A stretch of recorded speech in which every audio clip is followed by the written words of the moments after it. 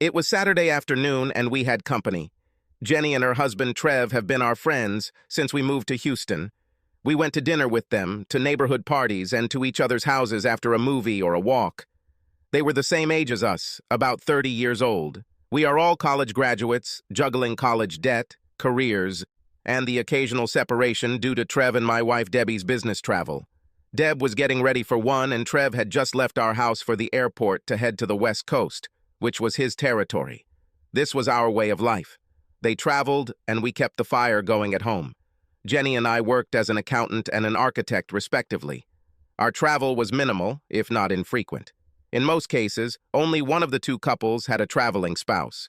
When this happened, the other spouse would visit the couple in town for dinner or a weekend picnic. After Trev said goodbye and took a taxi to the airport, I let the girls chat in the kitchen and went to the garage.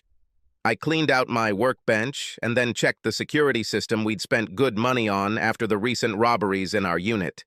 We had microphones and cameras in every room that powered a server in the attic. Connecting to our cloud account saved everything that was captured when each device was activated by motion sensors. I could check any room using the phone app or any computer I could log into. Out of habit, I checked to see if it was working. "How was your last trip?" Jenny asked my wife Debbie as they sat at the kitchen table. "As usual," Debbie giggled. "Work, dinner, bar, and then, eventually, some sleep." "Is it true what they say about people who avoid their families on business trips?" Jenny was clearly worried about her husband. My wife paused before answering. Significant second pause. "I wouldn't worry too much, Jen," my wife replied, taking a sip of her drink. "Trev always comes back to your house, doesn't he?" "Yes, but I wonder what he does when he's alone. If he is alone." "Jen," her wife reassured her. "He comes home to you. Don't pay attention to what happens when he's not there." "What do you mean, Deb?" "Exactly what I said," my wife replied. "What happens outside the house means nothing." I was in shock as my wife's words bounced around in my head. What happens outside the house means nothing. What happens when people aren't home? It doesn't mean anything. Did she really say that? I asked myself. "Debbie, what are you saying?" Jenny asked anxiously, but by this point Debbie had become quieter and more reserved. "Nothing, Jen," she answered carefully. "Only that you are worrying in vain. Trev loves you to death. He comes home to you and loves you. His trips are just business, nothing more." I could see that Jenny was not reassured by Debbie's remark, but she politely allowed my wife to change the subject.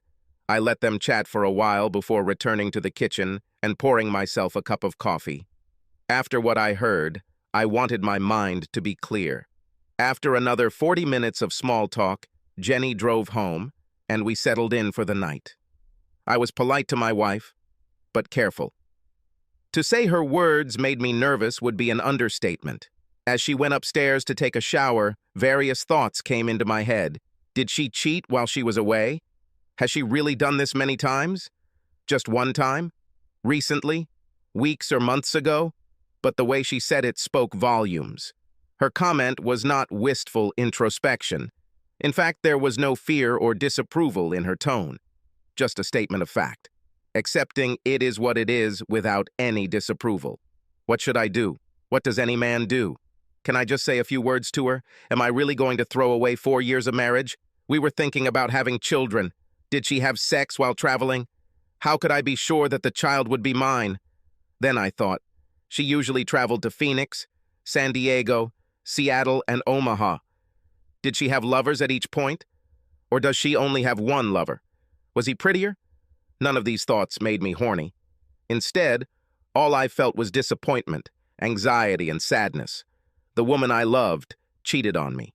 As much as I wanted to be wrong, the logical part of my mind said otherwise. My wife, Debbie Having, let slip, exposed her infidelity. I didn't sleep with her that night. She came down to get me, but I acted as if I was sleeping on the sofa, with my face buried in the pillows. She tried to wake me up, but I was in a deep sleep, and she finally gave up. Not caring to turn to face her, I remained in this position until I fell into a restless sleep until the morning. The first thing I noticed when I started to wake up was the smell of coffee, and the sound of sandaled footsteps in the kitchen. I opened one eye and saw a cup of coffee on the table. Overwhelmed by anxiety, I said nothing and did not move, but I realized that I was only delaying the inevitable. When I opened my eyes, Debbie was standing near the sofa in only sandals and a robe. Her blonde hair fell over her right shoulder as she looked at me thoughtfully. I looked and stood up, not paying attention to the coffee. She gave me a worried look as I silently walked past. I locked the bathroom door and started brushing my teeth. Creaking sounds from behind the door told me she was standing outside, but then they died down. We didn't say a word to each other all morning. I was glad because I wasn't ready to talk to her. I wasn't afraid to face her. If anything, I was looking forward to it, but I had to know for sure first. I needed information. This is my nature. I never took a single step without knowing the score.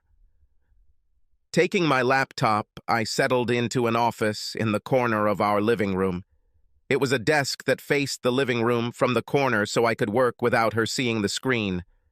Debbie walked past me several times from the bedroom to the kitchen, but stayed away from me. The silence made me angry. Why didn't she ask me what happened? Was this part of her game? Having calmed down, I focused on finding private detectives in the cities where she traveled.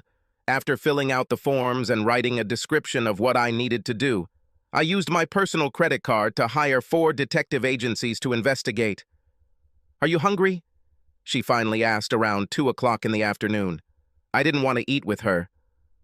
"No," I answered and pretended to be bossy. She looked at me from the kitchen, trying to understand what was wrong with me, but I didn't want to look back. Any wife who had nothing to hide would wonder why her husband turned his back on her. Any wife who has nothing to worry about. "Maybe we can go somewhere," I suddenly said and stood up, reaching for my wallet, cell phone, and car keys. She looked surprised for a few seconds, then nodded and reached for her purse. She was already holding the phone in her hand. She kept the same phone number all the time. Debbie never let the phone out of her sight, and it was password protected. As we headed towards the door, I let her pass first and stared at the beautiful and young figure. A figure that until last night I considered mine, like my body. We always took my car when we went out together, so she moved to the passenger seat, waiting for me to open the door, like I always did. Given recent events, this was the last thing I wanted to do. But I forced myself. Whatever happened before she left on Tuesday, I had to make sure she didn't suspect anything. I thought I might have already ruined everything. "Sorry about today," I said. "I think I made a mistake on the project and need to do some quick talk and corrections when I come in on Monday." "About," she exclaimed with relief, then caught herself and looked worried. "Johnson's project?" She asked about the house I finished 3 weeks ago. So much for her attention during our conversations. "No," I answered. "Something related to a future project. This week I will make new drawings and correct my mistakes. Everything must be in order. I just hate making mistakes." "You're too hard on yourself," she answered more calmly when I gave her the expected explanation. "Everyone makes mistakes." I almost said, "That's for sure," but I restrained myself. We chatted about all sorts of trifles and then about bills. In my mind, I was thinking about how to cope with the fact that go to bed. There was no way I could get away with falling asleep on the couch again. When we got home, I took a shower and went to bed with my tablet to read. But I think I stared at the same page for 30 minutes while Debbie showered and left the bathroom. She put her robe back on. She did this when she was naked underneath him and meant sex. We had sex. I remembered the last time we made love, the last time she was in love with me. She was lying next to me in a dressing gown, but I continued to read or pretend to read. Placing her hand on my thigh, she moved closer. "Are you mad at me?" she finally said. I didn't answer, but turned to study her face. I wanted to see if she would give me a sign. "I found your pills in the bathroom. You're taking them again." She froze at my statement. "Yes, I know," she answered. "I'm really sorry. I thought we'd wait a few months." I nodded, not wanting to make a fuss. "No problem," I replied. "You are crazy." But it was not a concern. but rather affirmation or irritation. No, I answered. I don't want a baby right now either. I didn't say, but I thought, with you. She was silent for a few seconds, then removed her hand as I lay motionless. After a few minutes, she turned away from me and turned off the light on her side. I heard her breathing. I got up, took the tablet with me, and left the room. Carson? I heard her words, but closed the door and returned to the sofa. The next morning, when I got up, she was already awake and dressed. It was 6 in the morning and time for my morning run. She was already dressed for work. I made you coffee, she said, and wanted to say something, but stopped. She probably already realized that I was angry with her. When did you find out about the pills? She asked. I wanted to say that it was just yesterday, but I didn't want her to think that it was recently. Last week, I lied, no longer caring that I was lying to her. And you didn't bother to ask me what I thought about it, I replied. That's all. No problem, Deb, I replied. If you don't want a child with me, then I don't want it either. She wanted to say something, but I passed by. I am late. I needed to run. I needed solitude to clear my head. Running has always helped me focus and pull myself together. It started in junior high when I was in high school, then high school, the army, and then college. Running always cured my absent-mindedness and self-doubt as a young man and later as a man. Now the married man is considering divorce. In the evening, she came home and cooked dinner. Out of politeness, I sat next to her and ate. I barely finished my plate, but I tried to be polite. Can we talk about the baby when I get home from my trip? She asked. If you want, I answered. But all I could think about was what she said to Jenny. What happens outside the home means nothing. The next morning, she was waiting for me to wake up. She was dressed for travel. Her travel bag stood by the door, along with her coat. Are you going to be okay while I'm gone? She asked. I will survive, I answered. I always do this. Carson, she said. I love you. I nodded politely. She saw the pain on my face, and I saw her wince. I think I heard a sob as she ran out the door, leaving me staring at her as I heard the car start and drive away. That day, I went to see a lawyer about a divorce. Since we had no children, all we had to do was divide all the property accumulated from the first day of our marriage. But adultery was taken into account when dividing property. We didn't have a prenuptial agreement, which I now realize was stupid. But if the detectives find something useful, I might end up with most of it. But the lawyers will fight over it in court and drag out the case to get more fees. What a mess. Jenny had been texting me and leaving messages, but I wasn't ready to talk yet. Maybe I'll drop by to see her later. But she beat me to it and showed up at my work. She was waiting by my car. Why don't you answer my calls and messages? She asked. I had something on my mind, I answered. Take me to dinner and then home, she said. We need to talk. What happens when people are not home means nothing. When I reminded her of my wife's remark, Jenny nodded and looked straight at me. Where is she today? She asked. In San Diego, I answered. At least that's what she said. Did you call her at work? She asked. No, I answered, feeling stupid. Maybe it was worth it, she replied. Because I did it. I looked at her for some time. The following Friday, Debbie returned from her trip. First, she went to work and then went home. By that time, I had already prepared dinner and set the table. Oh my God, honey, she exclaimed. You gave it your all. She ran up to kiss me. It was not a tongue kiss, but it was the type of kiss that a husband and wife usually give to each other, even in public. I let her kiss me, and it was a quick kiss. There was no uncomfortable moment to worry. At that moment, I thought that this kiss and her warm hand, touching my hand, would be our last. Trev and Jen are coming here for dinner, I said, checking the stuffed peppers in the oven. Trev and Jen? She asked in surprise. They will come? Tonight? I understood her predicament. I thought you and I... She fell silent when she saw me turn and give her a polite, disarming smile. I guess I'll change my clothes and get ready. I watched her go into the bedroom to take off her business suit. She went to her last meeting that morning in Omaha, then flew home and walked past her office before returning.